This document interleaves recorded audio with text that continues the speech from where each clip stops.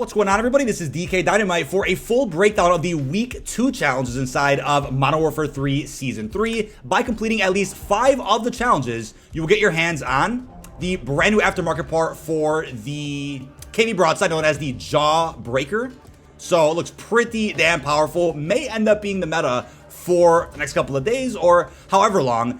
That's a really nice new logo animation from Sledgehammer. With that being said, you can also follow me on Twitter for some funny coverage every so often, but most importantly, Detonated's Twitter with over 25,000 followers. Fajardi's been absolutely killing it with the coverage every single hour on the Twitter page itself. But don't forget about our article coverage on detonated.com for multiplayer, Warzone, and zombies, CDL, loadouts, ranked, Warzone mobile, and even more, including bundles for those that do have interest. We do have an article about all weekly challenges since for the last couple of weeks, we've known about weeks 1 through 4. They ended up leaking out because of the usual data miners over on Twitter. Somehow, they ended up finding out what the next couple sets are before the midseason update in early May. But we got plenty more also going up, covering everything you need to know about our 3rd season. With that being said, for those wondering what's going on with MW3, is it safe to play? I know there was some really weird false bans going on over the last few days. Apparently it's safe to play now, but there are some other updates here real quickly I want to go over. So Rebirth disabled in private match while they investigate an issue.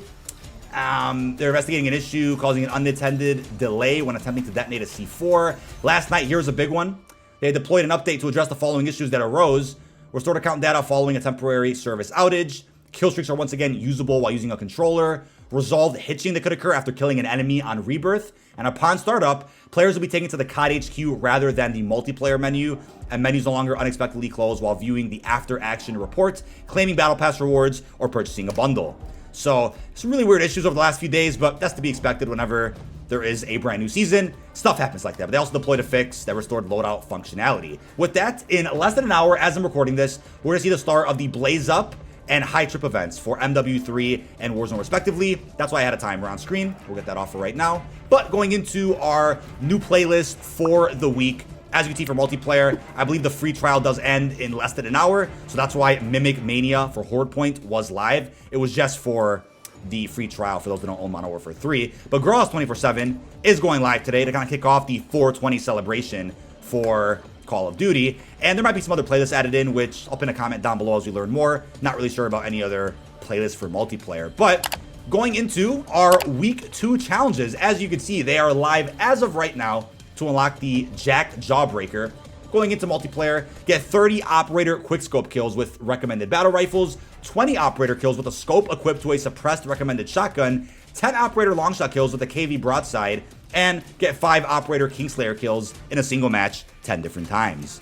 20 operator clean kills with recommended shotguns, 15 operator double kills with recommended weapons, and then what is that? 15 operator, what does it say? Operator quickscope kills while shortly, or quickscope kills shortly after sprinting with recommended shotguns. And yeah, KV broadside big focus this week, as you guys can tell. For zombies, 500 kills with recommended battle rifle while speed cola is active, 250 kills with a recommended epic rarity or higher pistol, 150 kills with a recommended weapon in the high threat zone, 5 mimic kills with a recommended weapon, 200 fire damage kills with a shotgun, 10 kills with a recommended shotgun without taking damage 30 different times, as well as 200 hip fire kills with a recommended shotgun. Pretty cool. The battle rifle in Warzone Rebirth opened 30 loot boxes in the Northeast region. So that's cool that Rebirth has been incorporated into the weekly challenge. You don't have to play Urzikstan or any other map. You can also go ahead and open up chests in the Northwest region, Central region, Southwest region. It tells you exactly where that is on the map, the exact POIs as you can see. In Warzone, place in the top 10 7 different times. You can do that on any map. In Warzone, complete 20 contracts. Or in Warzone, perform a squad assemble 7 different times. I think it's the matter of dropping with your team at the beginning of a match. So if you want to just restart a bunch of times, you could do that if you so please. But yeah, those are Week 2 challenges to go ahead and get the new aftermarket parts, which you can actually preview, or you cannot preview. Yes, you can. But I believe you could preview the Allegiances camo. This is going to be releasing after completing 8 weeks worth of weekly challenges. So that's 5 each week. Obviously, the camo is just, you know, the blue animation you could see. That's a blueprint that it's on. That's why it's reactive. But yeah, that's week number 2. Now, as far as the easy challenges do go for week number 2, here's the ones you could probably get done the fastest. In all honesty, operator double kills in hardcore won't take you that long. I'm gonna ping that one for right now. 20 operator clean kills recommended shotguns. Also on hardcore, you're probably gonna get a one-shot kill every time. And as long as you don't get shot while shooting another enemy with a shotgun, you should be okay. 5 Operator Kingslayer kills in a single match 10 times. If you know which player on the enemy team has the best score, then going after him shouldn't be too bad. You can honestly do that on regular core. You don't have to even be in hardcore for that. That's probably not bad to do. We'll skip the scoped one since folks probably don't like those. In Warzone, I mean, a squad assemble won't take you long either. Just dropping in with your team 7 different times, that shouldn't take you that long. I'll ping that one in the case you guys have interest. But then on zombies, what can be done pretty quick? 5 mimic kills with the recommended weapon. Yeah, you could just scout those out at, what, one of those infested strongholds or through a bounty. 5 mimics aren't that hard to find. That shouldn't take you that long at all. So those are the easiest challenges, in my opinion, that you can get week 2 challenges done with. I have them tracked right here, as you guys can see. It's totally subjective as to what you find the easiest to do, but I feel like those aren't that bad to get the brand new aftermarket part. Oh, update requires restart. Update requires restart, baby. Gotta pause that recording real quick. Now, before we continue, I just wanted to remind you about MitchCactus.com, where you can get assistance grinding camos, nukes, or schematics in MW3. These guys do not use unlock tools or any bannable methods and will actually help you play the game. Mitch Cactus is also supported by Trustpilot with over 10,000 verified reviews. You can use code Dynamite for a limited time to save 5% off your order.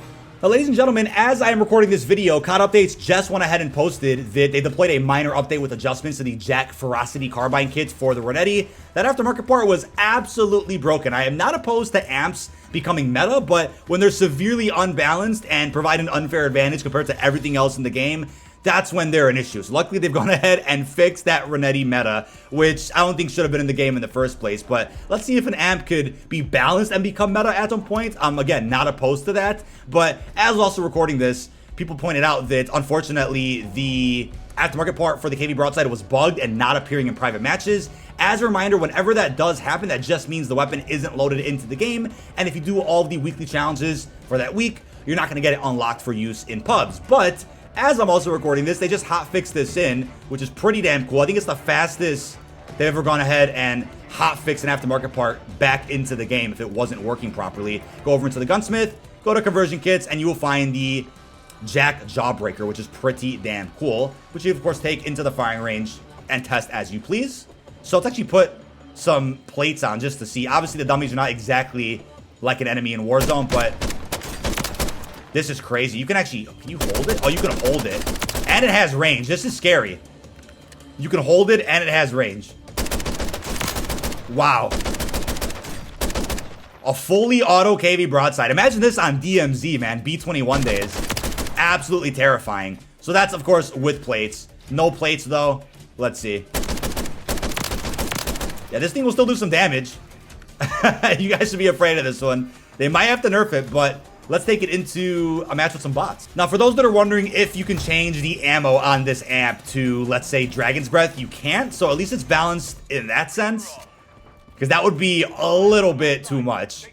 But a fully auto KV broadside is something out of a nightmare. Seriously. So, obviously, this thing's gonna pack a punch in any mode that you play. I think that's without question. But I did make a mistake in a previous video. Obviously, you want to aim in, because shooting from the hip, unless you're close up, isn't really viable.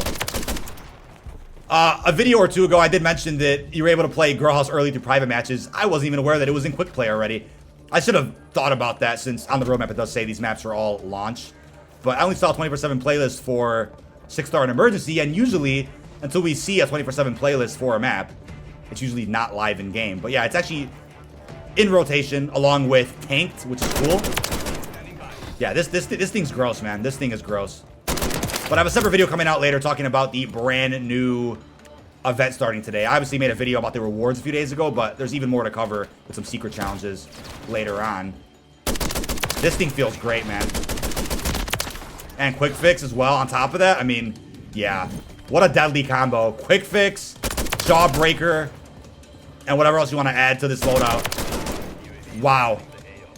Pretty impressive amp, man. They just keep getting better and better and even more powerful as the weeks go on. But that is about it. This has been dkdynamite. Leave your thoughts down below in the comments section. How are you feeling about the brand new JAK Jawbreaker aftermarket part for the KV broadside, which just released as of, what, like 20-ish minutes ago? The challenges aren't that bad for unlocking it. I mean, I actually wouldn't have really cared if they made the challenges a little bit harder, just because the KV broadside is a beast in just about any mode, but I believe it's one of our first amps for a Modern Warfare 2 weapon. Yes, this is a shotgun that came out last year, so let me know how you feel about the brand new KV down below. Really hope you've enjoyed, and peace out, everybody.